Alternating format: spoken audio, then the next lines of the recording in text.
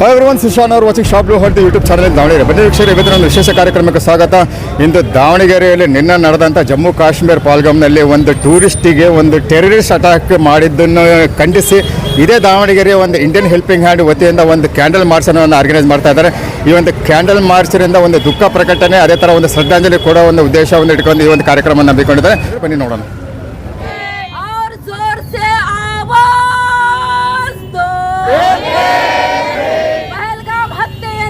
ಖಂಡಿಸುತ್ತೇವೆ ಖಂಡಿಸುತ್ತೇವೆ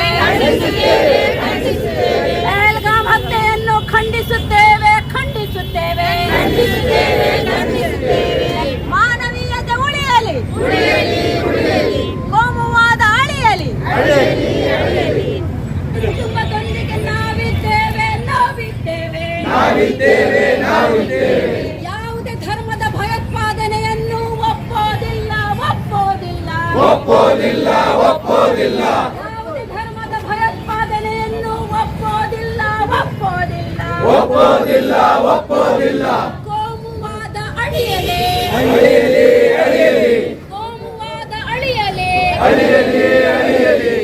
ಕೌಮಿ ಏಕ್ತಾ ಜಿಂದಾಬಾದ್, ಕೌಮಿ ಏಕ್ತಾ ಜಿಂದಾಬಾದ್. ಬನ್ನಿ ವೀಕ್ಷಕರೇ, ಅದೇ ಥರ ನಮ್ಮ ಜೊತೆಗೆ ಅನಿಸ್ ಪಾಷಾ ಅವರು ಇದ್ದಾರೆ. ಅದ್ರ ಬಗ್ಗೆ ಸ್ವಲ್ಪ ಮಾತಾಡೋಣ. ಸರ್ ನಮಸ್ತೆ. ಸರ್, ಇವತ್ತು ಇಡೀ ನಮ್ಮ ಭಾರತ ದೇಶದಲ್ಲಿ ಬಹಳ ಇಡೀ ಭಾರತದ ಜನತೆ ದುಃಖದ ಮಡುವಿನಲ್ಲಿದ್ದಾರೆ. ಕಾರಣ ಏನಂತ ಹೇಳಿದರೆ, ನಿನ್ನೆ ಏನು ಪುಲ್ವಾಮಾದಲ್ಲಿ ಪಹಲ್ಗಾಮ್, ಕಾಶ್ಮೀರದ ಪಹಲ್ಗಾಮ್ನಲ್ಲಿ ಏನು ಘಟನೆ ನಡೆದಿತ್ತು, ನಿಜವಾಗ್ಲೂ ಇದು ರಾಕ್ಷಸಿ ಕೃತ್ಯ ಮತ್ತು ತುಂಬ ಹೇಯ ಕೃತ್ಯ ಅಂತ ಹೇಳಲಿಕ್ಕೆ ಬಯಸ್ತೀನಿ. ಇದು ಈ ಭಯೋತ್ಪಾದಕರಿಗೆ ಜಾತಿ ಧರ್ಮ ಯಾವುದೂ ಇಲ್ಲ. ಇವರೆಲ್ಲ ಏನಂತ ಹೇಳಿದರೆ ಮೂಲಭೂತವಾದಿಗಳು. ಇವರಿಗೆ ಭಯ ಹುಟ್ಟಿಸುವುದೇ ಒಂದು ಧರ್ಮ. ಅದೇ ಧರ್ಮ ಬಿಟ್ಟರೆ ಬೇರೆ ಅವರ ಏನು ಆಲೋಚನೆಗಳು ಇರೋದಿಲ್ಲ. ಇಂಥ ಒಂದು ಕೆಟ್ಟ ಘಟನೆ ನಿಜವಾಗ್ಲೂ ನಮ್ಮ ಇಸ್ಲಾಂ ಧರ್ಮ ಕೂಡ ಎಂದೂ ಒಪ್ಪೋದಿಲ್ಲ. ಮತ್ತು ಮುಖ್ಯವಾಗಿ ನಾನು ಹೇಳಲಿಕ್ಕೆ ಬಯಸ್ತೇನೆ, ಈ ಒಂದು ಘಟನೆ ನಡೆಯೋದಕ್ಕೆ ಮೇನ್ ನಮ್ಮ ಕೇಂದ್ರ ಸರ್ಕಾರದ ವೈಫಲ್ಯ ಅಂತಲೂ ಕೂಡ ಹೇಳಲಿಕ್ಕೆ ಬಯಸ್ತೀನಿ. ಯಾಕಂತ ಹೇಳಿದರೆ, ಈ ಹಿಂದೆ ಕೂಡ ಭಾಳಷ್ಟು ಘಟನೆಗಳು ಪುಲ್ವಾಮಾದಲ್ಲಿ ನಡೆಯಿತು, ಬೇರೆ ಬೇರೆ ಘಟನೆಗಳು ನಡೆಯಿತು. ಇಲ್ಲಿ ಎಲ್ಲವೂ ಕೂಡ ಕೇಂದ್ರ ಸರ್ಕಾರ ಕಂಪ್ಲೀಟ್ ಆಗಿ ಫೇಲ್ಯೂರ್ ಆಗಿದೆ. ಈ ಘಟನೆಯನ್ನು ನಾವು ಖಡಾಖಂಡಿತವಾಗಿ ಕೇಂದ್ರ ಸರ್ಕಾರದ ಮೇಲೇ ನಾನು ಹೇಳಲಿಕ್ಕೆ ಬಯಸ್ತೀನಿ. ಮತ್ತು ನಮ್ಮ ಇಸ್ಲಾಂ ಧರ್ಮದ ಇನ್ನೊಂದು ಭಾಳ ವಿಚಿತ್ರ ಏನು ಅಂತ ಹೇಳಿದರೆ, ಈ ಸಾವಿನಲ್ಲೂ ಕೂಡ ಈ ಕೆಲವು ಮೀಡಿಯಾದವರು ಭಾಳ ವಿಚಿತ್ರವಾಗಿ ಬಿಂಬಿಸಲಿಕ್ಕೆ ಹೊರಟಿದ್ದಾರೆ. ನನಗೆ ಅದು ಭಾಳ ದುಃಖ ಕೂಡ ಆಗ್ತದೆ.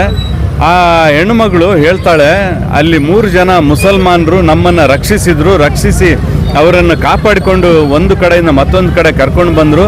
ಬಿಸ್ಮಿಲ್ಲಾ ಅಂತ ಹೇಳಿ ಮಾತಾಡ್ತಿದ್ರು ಅಂತ ಹೇಳುವಂಥ ವಿಚಾರವನ್ನು ಹೇಳ್ತಾಳೆ. ಅದನ್ನು ತಿರುಚಿ ಇವರು ಮತ್ತೆ ಮುಸಲ್ಮಾನರ ವಿರುದ್ಧನೇ ಕ್ರೌರ್ಯ, ಇವರು ಬಹಳ ಕ್ರೂರಿಗಳು ಅನ್ನೋ ರೀತಿಯಲ್ಲಿ ಬಿಂಬಿಸ್ತಾ ಮಾಡುವಂಥದ್ದು ನಿಜವಾಗ್ಲೂ ಈ ಸೋಷಿಯಲ್ ಮೀಡಿಯಾ ಆಗಲಿ, ಪ್ರಿಂಟ್ ಮೀಡಿಯಾ, TV ಮೀಡಿಯಾ ಎಲ್ಲವೂ ಕೂಡ ಒಂದು ಧರ್ಮದ ವಿರುದ್ಧ ಮಾಡ್ತಾ ಇರೋದು ತುಂಬ ಕೆಟ್ಟ ಬೆಳವಣಿಗೆ. ಇದು ಆಗಬಾರ್ದು.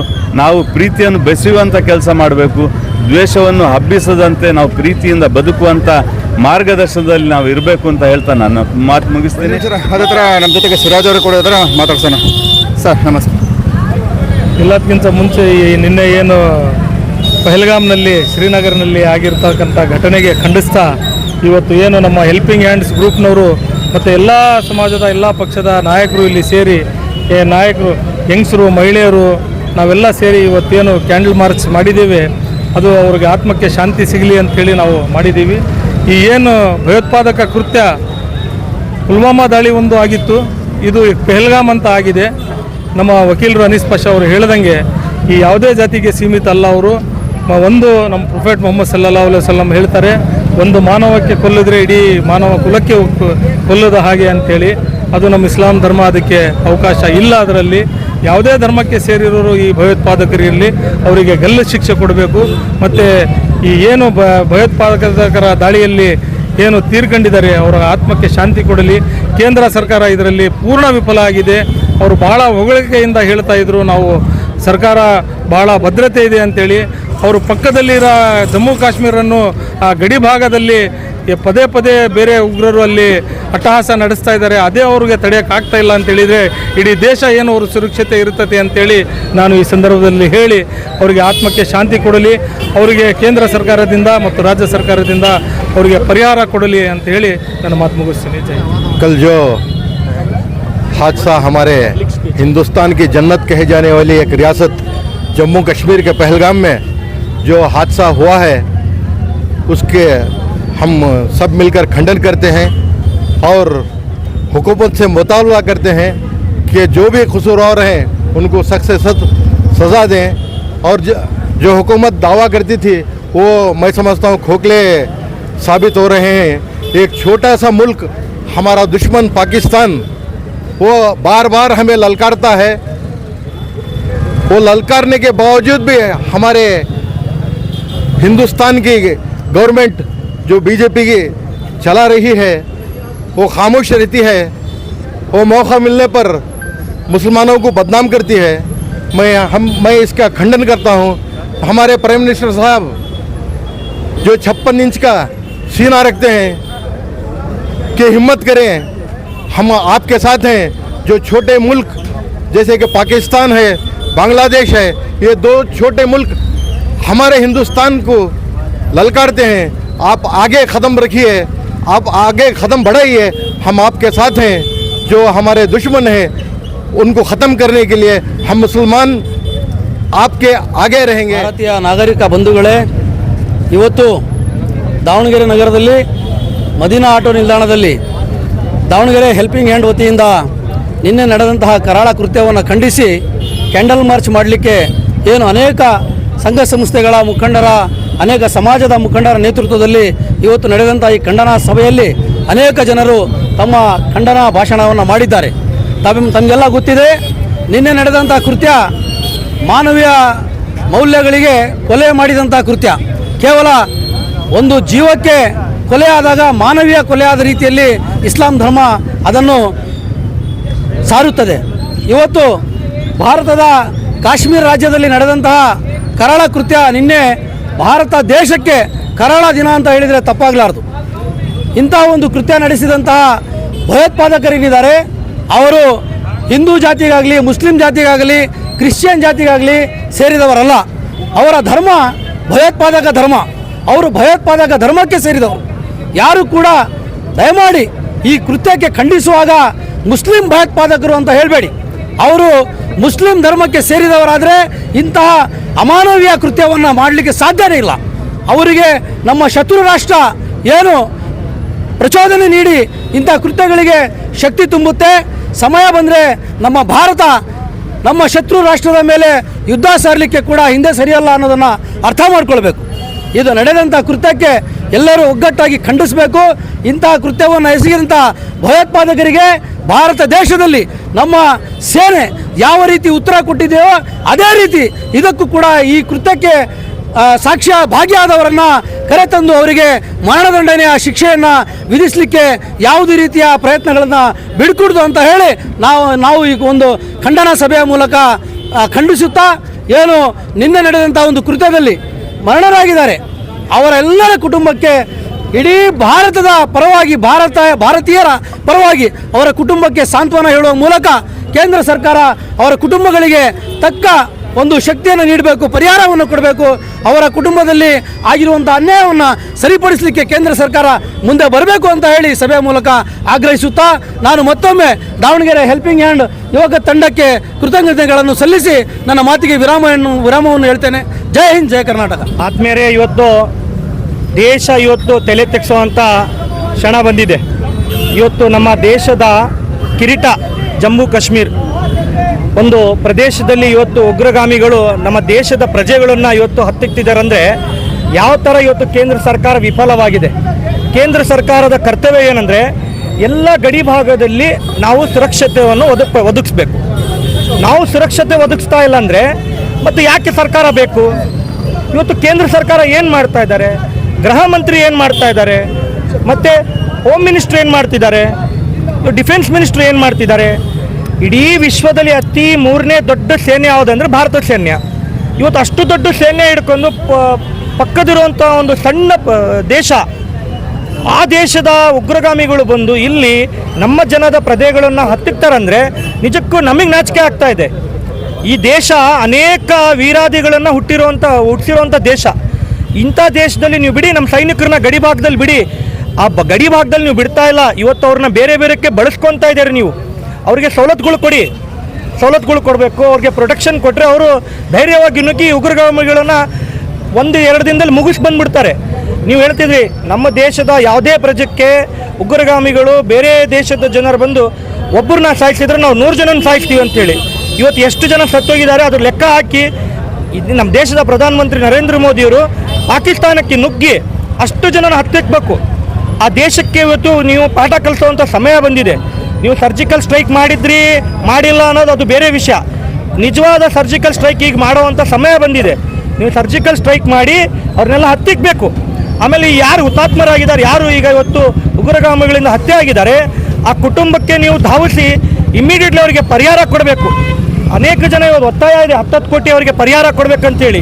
ನನ್ನ ಒತ್ತಾಯ 10 ಕೋಟಿ ಜೊತೆಗೆ ಪ್ರತಿಯೊಬ್ಬರಿಗೆ ಕೇಂದ್ರದ ಸಂಸ್ಥೆಗಳಲ್ಲಿ ಅವರಿಗೆ ಒಂದು ಉದ್ಯೋಗ ಕೊಡಿ. ಯಾಕಂದರೆ ಅನೇಕ ಜನ ಅವ್ರ ತಂದೆಯನ್ನು ಕಳ್ಕೊಂಡಿದ್ದಾರೆ, ಮಗನ್ನ ಕಳ್ಕೊಂಡಿದ್ದಾರೆ. ಅವ್ರ ಕುಟುಂಬ ನಡೆಯೋದು ಅವ್ರ ಶಕ್ತಿಯಿಂದ. ಅವರಿಗೆ ನೀವು ಒಂದು ಉದ್ಯೋಗ ಕೊಟ್ಟರೆ ಇವತ್ತು ಆ ಕುಟುಂಬಕ್ಕೆ ನೆರವು ಬಂದಂಗೆ ಆಗುತ್ತೆ. ಬರೀ ನೀವು ಮೀಡಿಯಾದಲ್ಲಿ ಒಂದು ಕೋಮಿನ ಇನ್ನೊಂದು ಕೋಮಿಗೆ ತಂದಿಡುವಂಥ ಕೆಲಸ ಮಾಡಬೇಡಿ. ಉಗ್ರಗಾಮಿಗಳದ ಯಾವುದೇ ಥರದ ಧರ್ಮ ಇರಲ್ಲ. ಅವರು ಉಗ್ರಗಾಮಿಗಳು. ಶಸ್ತ್ರಾಸ್ತ್ರಗಳನ್ನು ಕಾನೂನು ಬಾಹಿರವಾಗಿ ಉಪಯೋಗಿಸ್ತಾರಂದರೆ ಅವರು ಉಗ್ರಗಾಮಿಗಳು. ಕಠಿಣವಾದ ಕ್ರಮ ತಗೊಳ್ಳಿ. ಇಡೀ ಬೀಚ್ ಬರೇ ಸರ್ಕಲ್ಗಳಲ್ಲಿ ತಗೊಂಬಂದು ಅವ್ರನ್ನ ನೇಣುಗಣಿಸಿ ಅಂತೇಳಿ ಒತ್ತಾಯಿಸ್ತೀನಿ. ಇವತ್ತು ಇಂಡಿಯನ್ ಹೆಲ್ಪಿಂಗ್ ಹ್ಯಾಂಡ್ ದಾವಣಗೆರೆಯಲ್ಲಿ ಈ ಒಂದು ಮೌನಾಚರಣೆ ಮತ್ತು ಅವರಿಗೆ ಶ್ರದ್ಧಾಂಜಲಿ ಕಾರ್ಯಕ್ರಮ ಹಮ್ಮಿಕೊಂಡಿದ್ದಾರೆ. ಅವ್ರಿಗೆ ನಾನು ಕೃತಜ್ಞತೆ ಸಲ್ಲಿಸ್ತೀನಿ. ಇವತ್ತು ಇಡೀ ದೇಶದ ಸಮಾಜ ನಿಮ್ಮ ಜೊತೆಗಿದೆ. ನರೇಂದ್ರ ಮೋದಿ ನಿಮ್ಮ ವಿರುದ್ಧ ಇಲ್ಲ, ನಿಮ್ಮ ಜೊತೆಗಿದ್ದೀವಿ. ನೀವು ಧೈರ್ಯವಾಗಿ ನುಗ್ಗಿ ಅವ್ರನ್ನ ಮುಗಿಸಿ ಬಂದು ಅವ್ರಿಗೆ ಪಾಠ ಕಲಿಸುವಂಥ ಸಮಯ ಬಂದಿದೆ. ಪಾಠ ಕಲಿಸ್ಬೇಕಂತೇಳಿ ನಾನು ಈ ಮುಖಾಂತರ, ಮಾಧ್ಯಮ ಮುಖಾಂತರ ನಾನು ಕೇಳ್ಕೊತೀನಿ. ಇಂಡಿಯನ್ ಹೆಲ್ಪಿಂಗ್ ಹ್ಯಾಂಡ್ ಮುಖಾಂತರ ಅವರ ನೇತೃತ್ವದಲ್ಲಿ ಕಾಶ್ಮೀರದ ಪಹಲ್ಗಾಮ್ನಲ್ಲಿ ನಡೆದಂತಹ ಭಯೋತ್ಪಾದಕ ಕೃತ್ಯವನ್ನು ಖಂಡಿಸಿ ಅಲ್ಲಿ ಅಮರರಾದಂತಹ ವ್ಯಕ್ತಿಗಳಿಗೆ ಒಂದು ಶ್ರದ್ಧಾಂಜಲಿ ಸಭೆಯನ್ನು ಇಲ್ಲಿ ಏರ್ಪಡಿಸಿ ಮೇಣದ ಬತ್ತಿಯನ್ನು ಹಚ್ಚುವ ಮುಖಾಂತರ ಅವರಿಗೆ ಒಂದು ಸಭೆ ನಡೆಸಿದ್ದು ಇದು ಸರಿಯಷ್ಟೇ. ನಾವು ಇಲ್ಲಿ ಈ ಒಂದು ಭಯೋತ್ಪಾದಕ ಕೃತ್ಯವನ್ನು ಖಂಡಿಸುತ್ತೇವೆ. ಇದು ಯಾವುದೇ ಕಾರಣಕ್ಕೂ ಸಲ್ಲದಲ್ಲ. ಇಲ್ಲಿ ನಮ್ಮ ದೇಶದಲ್ಲಿ ಎಲ್ಲರೂ ಒಗ್ಗಟ್ಟಾಗಿ ವಾಸಿಸುತ್ತಿದ್ದೇವೆ. ನಾವು ಸಂವಿಧಾನವನ್ನು ಪ್ರೀತಿಸುತ್ತಿದ್ದೇವೆ. ಈ ಭಯೋತ್ಪಾದಕರಿಗೆ ಯಾವುದೇ ಮತ್ತು ಜಾತಿ ಧರ್ಮ ಇರೋದಿಲ್ಲ. ಆ ರೀತಿ ಜಾತಿ ಧರ್ಮ ಇದ್ದಿದ್ದರೆ ಈ ಒಂದು ಕೃತ್ಯದಲ್ಲಿ ಆ ಪ್ರವಾಸಿಗರು ಏನು ಇದರಲ್ಲಿ ಅವರನ್ನು ಉಳಿಸಲು ಒಬ್ಬ ಆದಿಲ್ ಎಂಬ ಯುವಕ, ಕುದುರೆ ಸವಾರ ಆದಿಲ್ ಎಂಬ ಯುವಕ ತಾನು ಅಲ್ಲಿ ಹೋರಾಟ ನಡೆಸಿ ಆ ಒಂದು ಭಯೋತ್ಪಾದಕರಿಂದ ಆಯುಧಗಳನ್ನು ಕಸಿಯುವುದರ ಮುಖಾಂತರ ಅಲ್ಲಿ ಅವರಿಗೆ ಸಹಾಯ ಮಾಡಿ ತಾನೇ ಅಮರನಾಗಿದ್ದಾನೆ. ಇವನಿಗೆ ಯಾವುದೇ ಜಾತಿ ಇಲ್ಲ. ಅವನು ಒಬ್ಬ ಭಾರತೀಯ ಪ್ರಜೆ. ಈ ಕೆಲವೊಂದು ರಾಜೀಯ ಕುತಂತ್ರಿಗಳು ನಮ್ಮಲ್ಲೇ ಕೋಮುವಾದ ಬೀಜವನ್ನು ಬಿತ್ತೋಕ್ಕೋಸ್ಕರ ಭಯೋತ್ಪಾದಕರಿಗೆ ಒಂದು ಜಾತಿಯ ಹಣೆಪಟ್ಟವನ್ನು ನಡೆದುಕೊಡುತ್ತಾರೆ. ಇದನ್ನು ನಾವು ತೀವ್ರವಾಗಿ ಖಂಡಿಸುತ್ತೇವೆ. ತಾವು ದಯವಿಟ್ಟು ಈ ಪ್ರವಾಸ ತಾಣಕ್ಕಾಗಿ ಹೋಗಿರುವಂಥ ಯಾರ್ಯಾರು ಹತ್ಯೆಯಾಗಿದ್ದಾರೆ ಅವರಿಗೆಲ್ಲರಿಗೂ ಒಂದು ಪರಿಹಾರ ರೂಪದಲ್ಲಿ ನೆರವುಗೊಳ್ಳಬೇಕು. ಮತ್ತು ಮಾನ್ಯ ಪ್ರಧಾನಮಂತ್ರಿಗಳು ಮತ್ತು ಗೃಹ ಮಂತ್ರಿಗಳು ಈ ಎಲ್ಲ ಭಯೋತ್ಪಾದಕರನ್ನ ದಮನಿಸಲು ಈಗಲೇ ಯುದ್ಧ ಸಾರಿ ಅವರು ಎಲ್ಲರನ್ನು ಹತ್ತಿಕ್ಕಿ ಅವರನ್ನು ಬಂಧಿಸಬೇಕು, ಇಲ್ಲಾಂದರೆ ಹತ್ಯೆ ಮಾಡಬೇಕು ಮತ್ತು ಶಾಂತಿ ನೆರಳುವಂತೆ ಮಾಡಬೇಕು. ಆ ಕಾಶ್ಮೀರ ಕಣಿವೆ ಯಾವತ್ತಿದ್ದರೂ ಭಾರತದ್ದು, ನಮ್ಮದು. ನಾವು ಭಾರತೀಯ ಪ್ರಜೆಯಾಗಿ ಕೇಂದ್ರ ಸರ್ಕಾರದಲ್ಲಿ ಮನವಿ ಮಾಡಿಕೊಳ್ತೇವೆ. ಎಲ್ಲ ಭಯೋತ್ಪಾದಕರನ್ನು ಈಗಲೇ ಹತ್ಯೆಯನ್ನು ಮಾಡಿ ಅವರನ್ನು ಕೊನೆಗಾಣಿಸಬೇಕೆಂದು ತಮ್ಮಲ್ಲಿ ಮನವಿ ಮಾಡಿಕೊಳ್ಳುತ್ತೇವೆ. ಧನ್ಯವಾದಗಳು. पहलगाम में जो हादसा हुआ है तो उस हादसे को हम अपनी कम्युनिटी की तरफ से उसका खंडन करते हैं। ये जो भी हादसा हुआ है इसका कोई मज़हब से, कोई दीन से लेना देना नहीं है। जो भी आतंकवाद की घटना होती है वो घटना जो है इंसानियत के ख़िलाफ़ होती है। तो हर मज़हब, हर दीन उसके मुखालिफत करता है और हम इस आतंकवादी घटना का जो है मुखालिफत करते हैं। और जो भी लोग इसमें अपनी जान को खोए हुए तो उनके दर्द में हम भी शरीक हैं।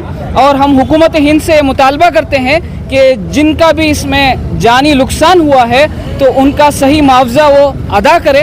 जान का कोई मुआवजा नहीं होता, लेकिन उनके दर्द में वो शामिल हो और उसके साथ साथ कश्मीर को जो उन्होंने अपने हथौटी में लिया था, तो कश्मीर के हर शहरी की, वहाँ पे जाने वाले हर टूरिस्ट की जिम्मेदारी हुकूमत हिंद की है। तो उन्हें चाहिए कि अपने इंटेलिजेंस को बढ़ाए और वहाँ पे पूरी सिक्योरिटी का सही तरह से इंतज़ाम करें। ಅಸ್ಸಲಾಂ ವಲೈಕುಂ ರಹಮತುಲ್ಲಾಹಿ ಬರ್ಕಾತು. ಎಲ್ಲರಿಗೂ ನಮಸ್ಕಾರ. ಇಂದು ದಾವಣಗೆರೆಯ ಮದೀನಾ ಆಟೋ ಸ್ಟ್ಯಾಂಡ್ ಸರ್ಕಲ್ನಲ್ಲಿ ಇಂಡಿಯನ್ ಹೆಲ್ಪಿಂಗ್ ಹ್ಯಾಂಡ್ನ ಎಲ್ಲ ಯುವಕರು ಮತ್ತು ಸಂಘ ಸಂಸ್ಥೆಗಳು ಎಲ್ಲ ಸೇರಿ ಇವತ್ತಿನ ದಿನ ಏನು ನಿನ್ನೆ ಜಮ್ಮು ಕಾಶ್ಮೀರದ ಪುಲ್ವಾಮಾ ಗ್ರಾಮದಲ್ಲಿ ನಡೆದಂಥ ಕೃತ್ಯಕ್ಕೆ ಖಂಡಿಸುತ್ತಾ ಹಾಗೂ ಅಲ್ಲಿ ತೀರಿಕೊಂಡಿರುವಂಥ ಎಲ್ಲರಿಗೂ ಪರಿಹಾರವನ್ನು ಕೊಡಬೇಕಂತ ಹೇಳ್ತಾ ಮತ್ತು ಮುಂದಿನ ದಿನಗಳಲ್ಲಿ ಈ ಏನು ಕೃತ್ಯ ಆಗಿದೆ ಅದು ಆಗಬಾರ್ದು. ಇದಕ್ಕೆ ಕಾರಣ ನಮ್ಮ ಕೇಂದ್ರ ಸರ್ಕಾರ ಹಾಗೂ ಗುಪ್ತಾ ಇಲಾಖೆನೇ ಕಾರಣ ಆಗಿದೆ.